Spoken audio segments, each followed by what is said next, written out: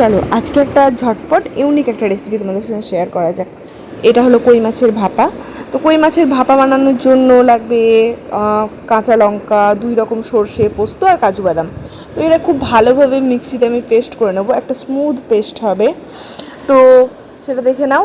আর এই রেসিপিটা আমার ভীষণ ফেভারিট, আমি কথা দিচ্ছি এই রেসিপিটা আমরা বেসিক্যালি কই মাছের তেল কই কিংবা ঝোল বানাই না, তো এই রেসিপিটা বানালে আঙুল চেটে খাবে, প্রমিস। সো বাড়িতে একদিন বানিও আর জানিও কেমন লাগলো। তার মধ্যে আমি দিয়ে দিলাম একটু চিনি আর লাগবে একটু লবণ। এটা খুব ভালোভাবে আমি বেটে নেব। কিছুদিন আগে বাবা কই মাছ এনেছিল, সেটা দিয়ে এই রেসিপিটা বানিয়েছিলাম, বেশ কিছুদিন আগে ভিডিওটা ছিল, তাই আজকে পোস্ট করলাম।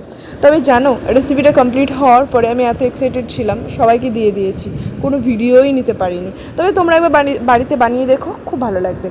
দেখো খুব ভালোভাবে মিক্সিতে পেস্ট করে নেওয়ার পরে আমি এর মধ্যে আরেকটুকু লবণ দিয়ে দিলাম টেস্টের জন্য। তারপরে দিয়ে দিলাম কোকোনাট মিল্ক। তোমরা চাইলে কোকোনাট মিল্ক না ইউজ করে কোকোনাটও ইউজ করতে পারো। তারপরে দিয়ে দিলাম আমি একটু টক দই, আর দিয়ে দিচ্ছি একটু হলুদ, আর তারপর দিয়ে দিতে হবে সর্ষের তেল, অনেকটা সর্ষের তেল দিতে হবে। আর এটা খুব ভালোভাবে হাতে মেখে নিতে হবে। দেখো আমি খুব সুন্দর করে মেখে নিচ্ছি।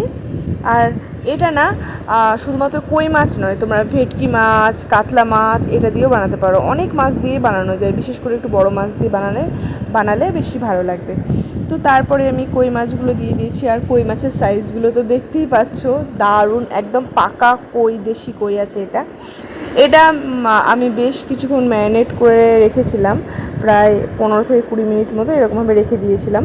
আর তারপরে একটা পাত্রের মধ্যে তেল ব্রাশ করে আমি মাছগুলোকে খুব ভালোভাবে সাজিয়ে নিয়ে ওপর থেকে কয়েকটা চেরা কাঁচা লঙ্কা দিয়ে আমি এটা স্টিমে বসাবো। তো স্টিমে বসানোর জন্য একটা কড়াইয়ের মধ্যে আমি জল নিয়েছি, তার মধ্যে এই যে এটাকে কি বলে আমি ঠিক জানি না, তার মধ্যে আমি দিয়ে নিলাম, আর ওটার মাপে একটা ঢাকনা নিয়ে নিয়েছি। এবার আমি ঢাকা দিয়ে দেবো। তো বাড়িতে বানিয়ে দেখো, ভিডিওটা কেমন লাগলো জানিয়ে। চলো বাই।